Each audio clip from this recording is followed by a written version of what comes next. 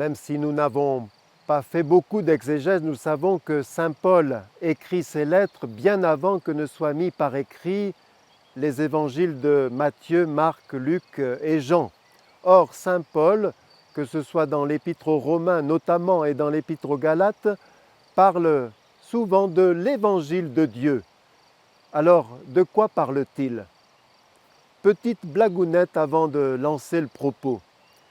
Au cours d'un été, dans l'hôtellerie d'un monastère, deux dames font connaissance et s'aperçoivent que l'une et l'autre sont catéchistes dans leurs paroisses respectives.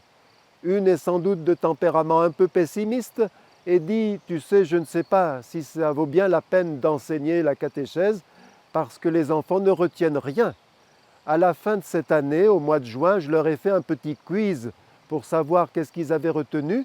J'ai posé notamment la question « Est-ce que tu peux me dire quels sont les 4 évangiles? Sais-tu ce que l'un d'eux m'a répondu? Gaspard, Melchior et Balthazar. Tu te rends compte où on va? Et l'autre catéchiste lui dit candidement « Oui, mais ils t'en ont quand même dit 3. » Alors, nous parlons de l'évangile de Matthieu, de Marc et de Luc et de Jean. Il vaudrait mieux parler de l'évangile selon saint Matthieu, selon saint Marc, selon saint Luc, selon saint Jean. Parce qu'en fait, il n'y a qu'un évangile. On a dit que c'était un évangile quadriforme, un évangile sous 4 formes. L'évangile, en fait, c'est cet événement inouï, absolument bouleversant, un événement extraordinaire qui est daté, qui s'est passé sous Ponce Pilate et non pas sous Pompidou. Donc c'est un événement bien délimité dans le temps, dans l'espace, historique et en même temps intemporel, dont on n'a pas fini de découvrir la portée. Dans Évangile, même si on n'a jamais fait de grec, on peut entendre le mot ange, et puis on voit le préfixe EU ou EV, c'est la même chose en grec.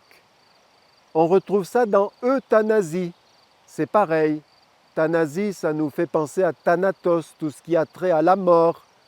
EU et V, ça veut dire bien. On a également ça aussi dans Eucharistie. EU puis charis, la grâce ou l'amour. L'évangile, c'est la bonne nouvelle, le bon message, la joyeuse annonce. Et quelle est-elle, cette joyeuse annonce?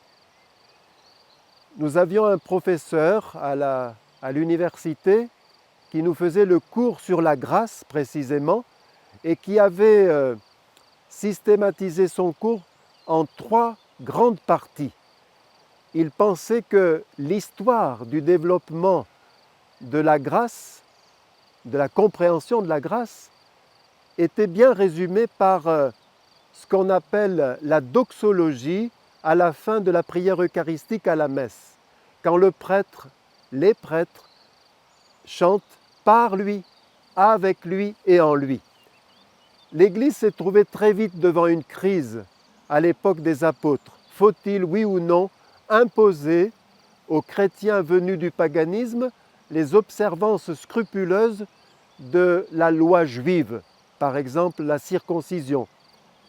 Et saint Paul, qui a pourtant été un pharisien zélé, qui s'appliquait à mettre en pratique les 613 commandements dénombrés dans la loi, a dit non.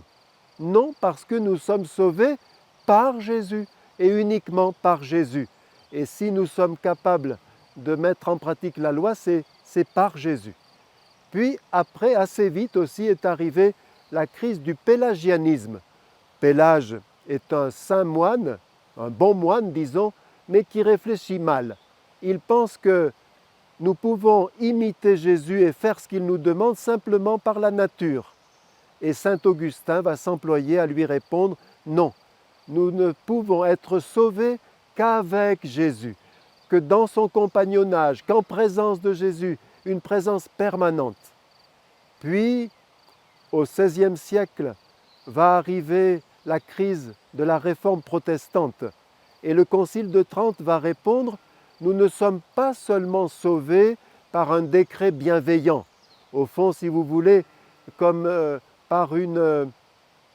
quand on déclare qu'il n'y a pas eu de contravention, qu'il y a une amnistie. Nous ne sommes pas sauvés par une amnistie, mais par une libération intérieure. Nous ne sommes pas simplement déclarés justes, nous sommes rendus justes. Nous sommes sauvés donc en Jésus.